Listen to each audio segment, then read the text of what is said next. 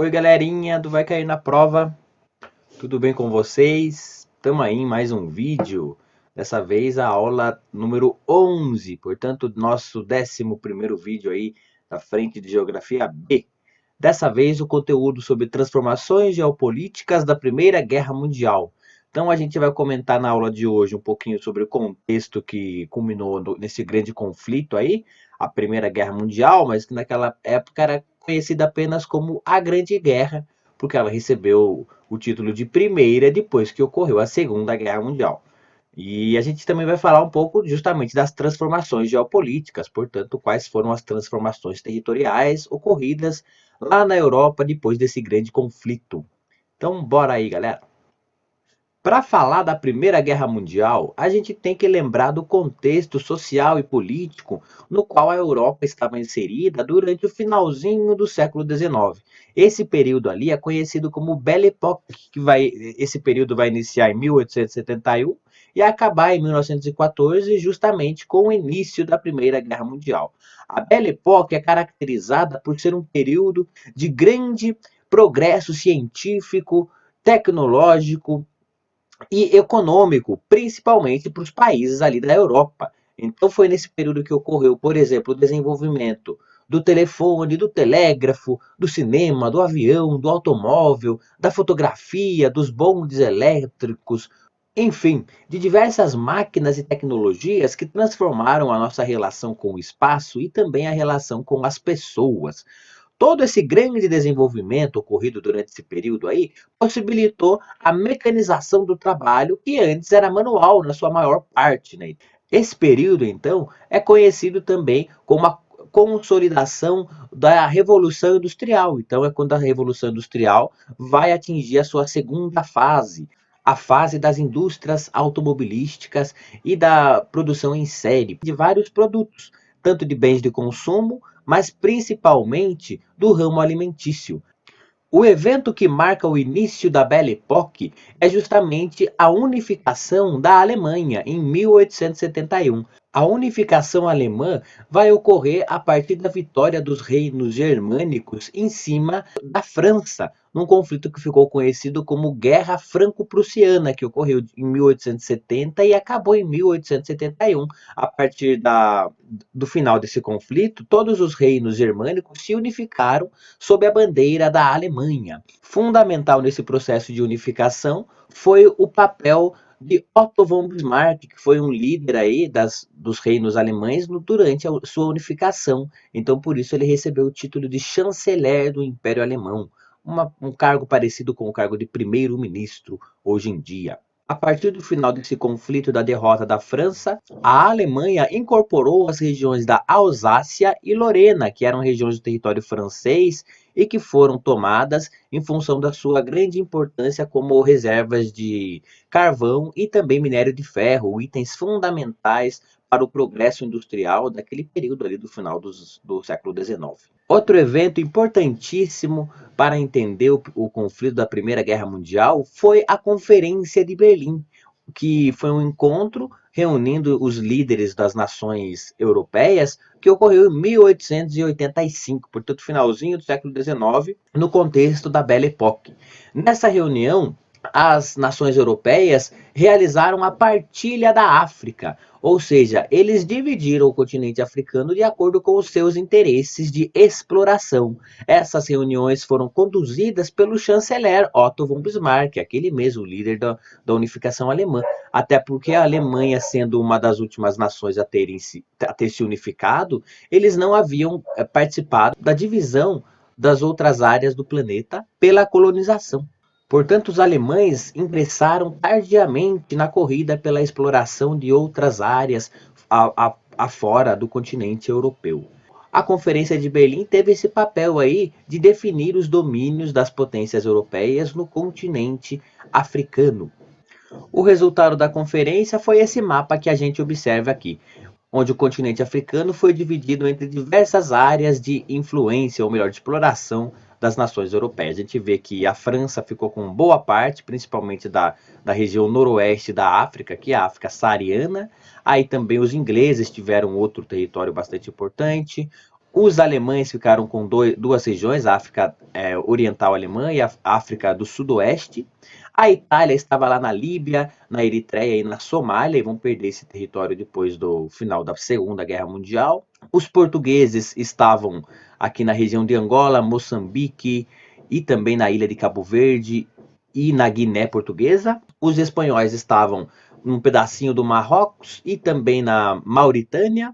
E haviam alguns países independentes, como era o caso do Egito, da Etiópia e da Libéria, os únicos 3 países independentes do continente africano no contexto da Conferência de Berlim, ou melhor, da Partilha da África. Essa charge aqui retrata exatamente esse processo de partilha da África na Conferência de Berlim. E com a faca na mão, a faca e o queijo na mão, o queijo que no caso é o continente africano, está ali Otto von Bismarck, o chanceler do Império Alemão, até porque foram os últimos aí, junto com a Itália, a se unificarem, então eles queriam correr atrás do tempo perdido, assegurando colônias de exploração em outros continentes, no caso, o continente africano. Temos então um mapa aqui que compara como era a África em 1870, portanto, antes da Belle Époque, um ano antes da Belle Époque. Então a gente vê ali que haviam pouquíssimas áreas sendo exploradas pelos europeus, principalmente o território ao sul da África, que hoje corresponde à África do Sul, né? Aí haviam os franceses em algumas áreas litorâneas, mas principalmente no território da Argélia, lá no norte da África, e boa parte do norte da África era ocupada pelo Império Otomano, né? Os turcos. E a partir da Conferência de Berlim, esse panorama aí modificou-se.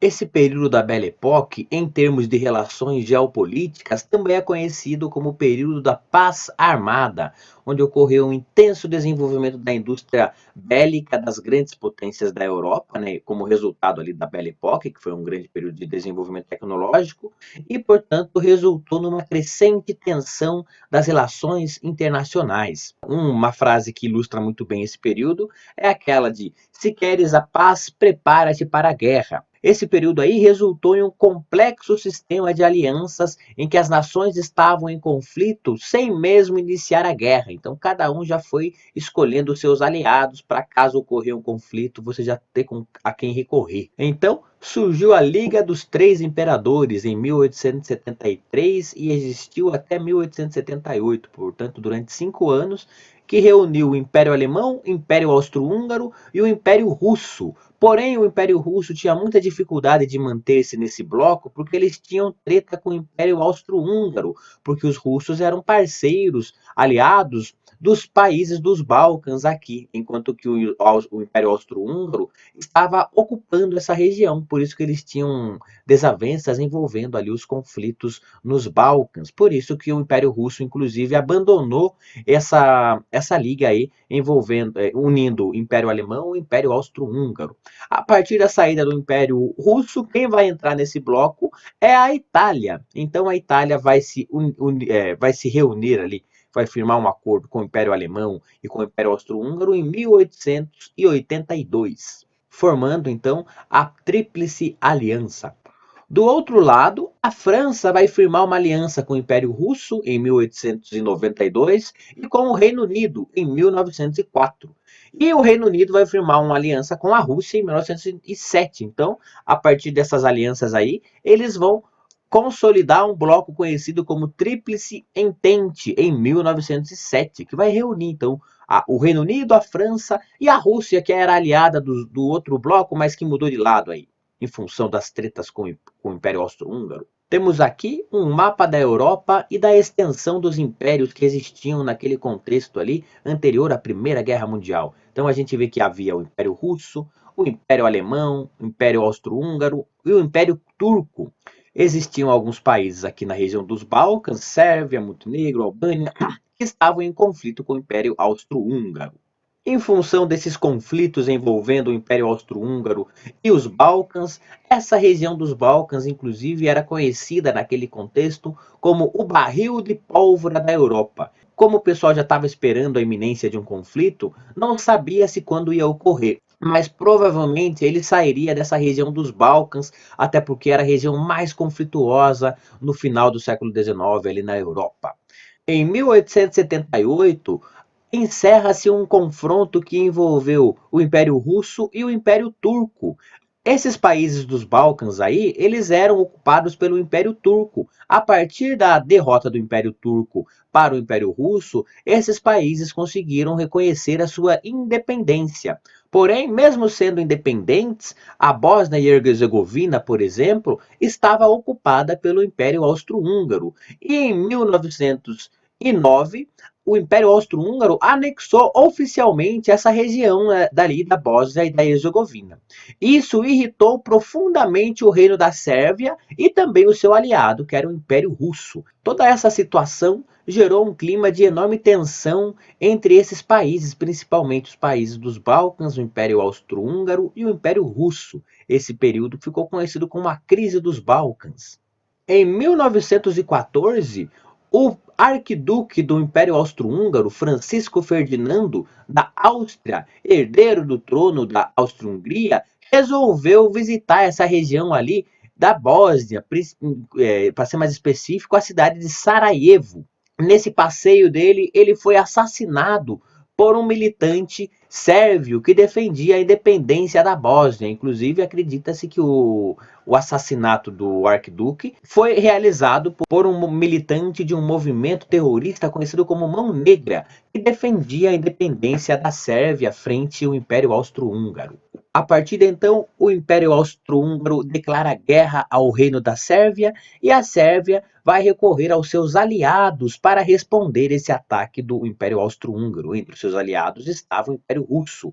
A partir da entrada do Império Russo, também entra na jogada o Império Alemão e a Itália, que eram aliadas do Império Austro-Húngaro. E a partir da entrada desses países, entra também a França e o Reino Unido, que eram aliadas do Império Russo. Então inicia-se esse conflito aí que ficou conhecido como a Primeira Guerra Mundial ou a Batalha das Trincheiras. Nos primeiros meses, esse conflito foi um conflito de movimento, porém, a partir de um período, as tropas não conseguiram mais avançar em termos de conquistas territoriais e estabeleceu o que nós chamamos de uma guerra de trincheira. Haviam então dois frontes, o fronte oriental, que envolvia a disputa pelo território entre o Império Russo, o Império Alemão e o Império Austro-Húngaro, e havia o fronte oriental, envolvendo ali a disputa entre o Império Alemão e principalmente a França. Em 1915, portanto, ainda no início desse conflito, ocorreu a assinatura do Tratado de Londres. Nesse tratado, a Itália assumiu que mudou de lado no conflito, declarou guerra ao Império Austro-Húngaro, seu aliado até então. Então ela mudou de lado e ficou do lado do Império Russo, da Alemanha e da França, principalmente em função das propostas que esses países fizeram para a Itália, que a partir do fim da guerra, eles dividiriam o território dos Balcãs ali, e também o território austro-húngaro, e a Itália ganharia algumas terras naquela região. Outro tratado importante durante a Primeira Guerra Mundial é o Tratado de Brest-Litovsk. Este foi assinado pelo governo bolchevique da União Soviética, quer dizer, da Rússia naquele período ainda, né? Então, ele reconhecia a saída da Rússia do confronto. Os termos estabelecidos por esse tratado eram extremamente humilhantes e ele chegou a ser conhecido como paz vergonhosa para Lenin, mas foi fundamental a sua assinatura porque era importantíssima a saída da Rússia durante do conflito aí da Primeira Guerra Mundial. Através desse tratado, a Rússia abriu mão do controle sobre diversas regiões do leste europeu, principalmente ali Finlândia, países bálticos, Estônia, Letônia e Lituânia, né? Mas também Polônia, Bielorrússia e Ucrânia. Assim se deu a saída da Rússia da Primeira Guerra Mundial. Com relação à participação do Império Otomano nesse conflito, ocorreu o que nós conhecemos como Revolta Árabe, que foi um período ali entre 1916 a 1918. Nesse período, ocorreu a emergência de diversos movimentos independentes no interior do Império Otomano. Todos esses movimentos eram apoiados por britânicos e franceses, que justamente tinham como intenção enfraquecer a participação do Império Otomano na Primeira Guerra Mundial. A partir do final da Primeira Guerra Mundial ocorre a assinatura do Tratado de Sèvres, que vai definir a partilha dessa região do Oriente Médio ali, que que constituía o Império Otomano, em áreas de influências dos ingleses, dos franceses e também dos italianos. Até agora a gente não falou dos Estados Unidos nesse conflito, mas os Estados Unidos foi importantíssimo. Até 1917, os Estados Unidos se restringiu sua participação na exportação de alimentos e também produtos industrializados. Ele vai mudar de postura e entrar definitivamente no confronto a partir de um ataque a um navio americano feito por um submarino alemão. Então eles vão declarar guerra aos alemães. A partir de então vão enviar soldados, tanques, navios e aviões de guerra para justamente auxiliar as tropas da Tríplice Entente. Em pouco tempo, as tropas alemãs e as austríacas foram derrotadas. Com relação à participação dos Estados Unidos do Brasil, como era o nome do nosso país naquele período. Então a gente também declarou guerra aos alemães e aos austro-húngaros nesse contexto aí, porém não enviamos soldados. O Brasil participou enviando medicamento e uma junta médica que ajudou aí as tropas envolvidas no conflito. Trouxe algumas fotos para a gente lembrar de como se dava esse conflito na prática, né? Que era aquela questão ali da guerra das trincheiras, onde os soldados ficavam imersos nessas trincheiras, esperando outros soldados em outras trincheiras despontarem lá e para você poder atacar. Foi um conflito que já utilizava bombas químicas, a gente consegue observar aqui, né? Com os soldados com máscaras para bombas químicas. E nesse contexto também das trincheiras, se desenvolveu um surto pandêmico da gripe espanhola. Então, a gente não vai comentar especificamente sobre a gripe espanhola, mas fica meu conselho, estudem esse tema e suas relações com o contexto da Primeira Guerra Mundial ali, porque é um possível tema que pode ser relembrado pelos vestibulares nesse nosso ano. Em 1919, ocorre a assinatura do Tratado de Versalhes, que vai encerrar definitivamente esse confronto, ainda que as batalhas já houvessem acabado no finalzinho de 1918. Esse tratado determinava que a Alemanha aceitasse todas as responsabilidades por ter causado essa guerra e que também deveria fazer reparações a diversas nações que foram impactadas. Impunha, portanto, à Alemanha uma perda de uma parte do território e também que perdesse todos os seus territórios coloniais além mar, portanto, ali no continente africano, que haviam ganhado durante a partilha da África, né? E até mesmo receber uma restrição ao tamanho do exército e, portanto, teriam que também pagar uma indenização pelos prejuízos causados para os outros países. Na Alemanha, esse tratado causou choque e humilhação na população e a partir, inclusive, da sua assinatura, a Alemanha mudou de nome passou a ser chamada de República de Weimar. Porém, a República de Weimar vai cair a partir da ascensão do nazismo em 1933, que inclusive é um tema para outra aula, né, gente? Essa charge aqui consegue expressar perfeitamente qual foi o reflexo da assinatura do Tratado de Versalhes para a economia alemã. Então aqui, indenizações ilimitadas e a economia alemã aqui sendo representada por um cavalinho que não consegue nem colocar os pés no chão em função do tamanho do peso que está carregando. Então agora vamos falar de quais foram os resultados geopolíticos a partir do final da Primeira Guerra Mundial. Na verdade, esse talvez seja o slide mais importante da nossa aula, né? Então vamos lá. O Império Alemão cedeu lugar para a República de Weimar, que a gente comentou. O Império Russo desmoronou ao longo da Revolução Comunista e perdeu diversas regiões ali do leste, né? Por exemplo, Finlândia, Estônia, Letônia, Lituânia, Polônia. O Império Austro-Húngaro também se desfez e deu lugar à Áustria, à Hungria e os estados da Eslovênia, Croácia e da Sérvia.